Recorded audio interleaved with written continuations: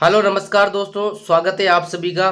तो dear friends, इस video में हम हिंदी में जो अपठित गद्यांश और अपठित पद्यांश यानी कि काव्यांश आते हैं उनके क्वेश्चंस हम किस तरह से सोल्व करें उसको सिखाएंगे। तो अगर आप इस तरह से इन क्वेश्चंस को सॉल्यूशन करते हो यानी कि अपठित गद्यांश और पद्यांश के जो क्वेश्चंस हैं उनको करते हो तो आपका एक भी नंबर यहाँ पर नहीं काटा जाएगा।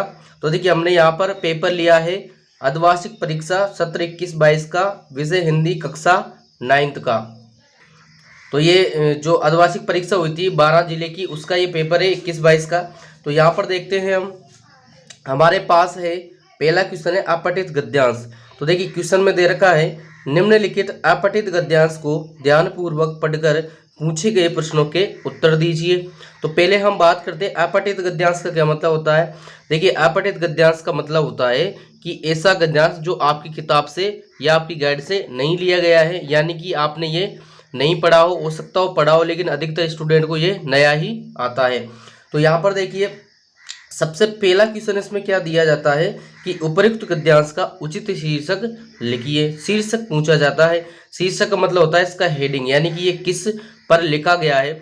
तो सबसे पहले शीर्षक देखने के लिए हमें क्या करना चाहिए, ये जो गद्यांश दे रखा है, आप किसी भी क्लास के हो सबको यही ट्रिक्स जो है अपनानी है। इस गद्यांश को अच्छे से पढ़ना है और आपको ये सोचना है कि ये किसके ऊपर लिखा गया है। जैसे देखिए, हम इसको पढ़ेंगे कि सृष्टि के आदिकाल से ही नर नारी का संबंध अटूट रहा है। नारी के द्वारा ही संतानोत्पत्ति का क्रम चलता है, वहीं पुरुष की प्रेरणा है। भारतीय संस्कृति की आदर्श परंपरा में नारी को सदैव सम्मानित स्थान प्राप्त हुआ है। अब देखिए, यहाँ पर नारी आ रहा है, यहाँ पर नारी आ रहा है, यहाँ नारी, यहाँ पर नारी, यहाँ पर नारी, मतलब इसमें नारी ही नारी आ रहा है और नारी के ऊपर ही ये लिखा गया है। तो देखिए, अब हमें ये पता चल गया कि किसके ऊपर लिखा गया है।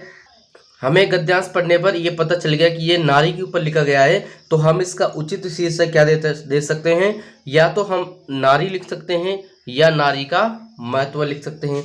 तो यहाँ पर उचित शीर्षक इसका क्या हो जाएगा, या तो हम नारी लिख देंगे, नारी, या नारी का महत्व, नारी का महत्व। तो ये दोनों ही जो शीर्षक हमारे राइट रहेंगे। इसके बाद देखिए, दूसरा क्वेश्चन ने क्या पूछा है, नारी किन किन रूपों में किसकी प्रतिमूर्ति है। तो देखिए, जो क्वेश्चन पूछा है उसी तरह के शब्द हम इसमें ढूंढेंगे। तो देखिए, नारी किन किन रूपों में किसकी प्रतिमूर्ति है, ऐसा यहाँ पर लिखा गया है। तो हम यहाँ पर देखेंगे, देखो इस तरह से ऐसे पढ़ते हुए जाएंगे तो कहाँ पर ये मिलेगा। देखो यहाँ से देखिए, वस्तुतः नारी माँ, बहन, पत्नी, पुत्री आदि विधि रूपों में प्रेम, दया, ममता, त्याग आदि की प्रतिमूर्ति है।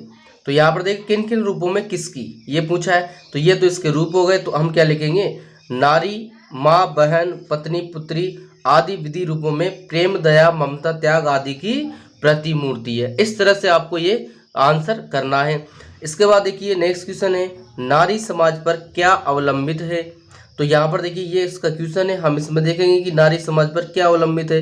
तो ये जो शब्द दे रखे हैं, नारी समाज, अवलंबित, इस तरह के शब्द हम इसमें देखेंगे।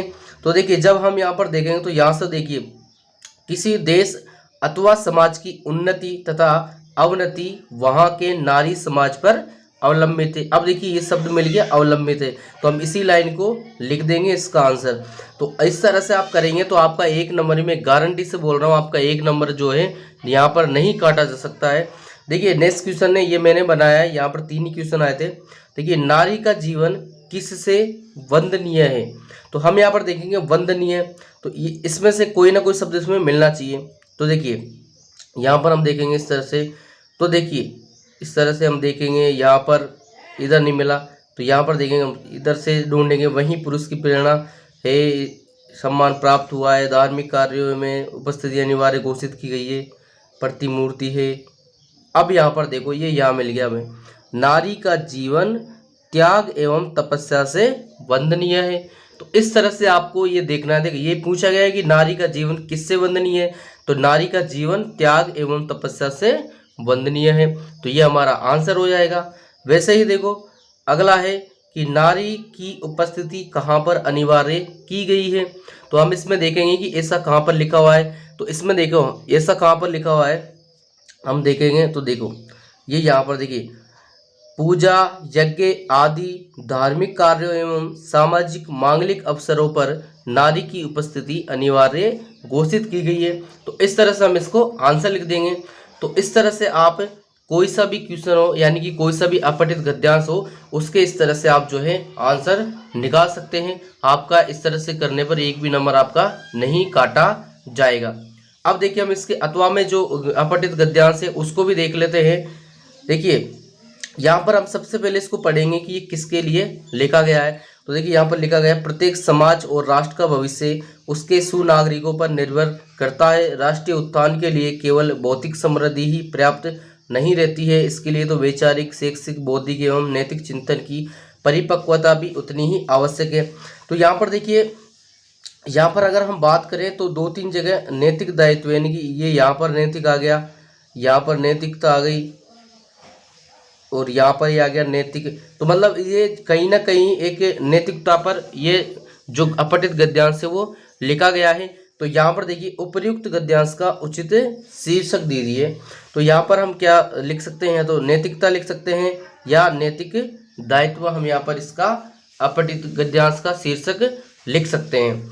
इसके बाद देखिए राष्ट्रीय उत्थान के लिए क्या आवश्यक है। तो यहाँ पर देखिए हम यहाँ पर अब देखेंगे, देखिए यहाँ पर लिखा हुआ है राष्ट्रीय उत्थान के लिए केवल भौतिक समृद्धि ही पर्याप्त नहीं रहती है।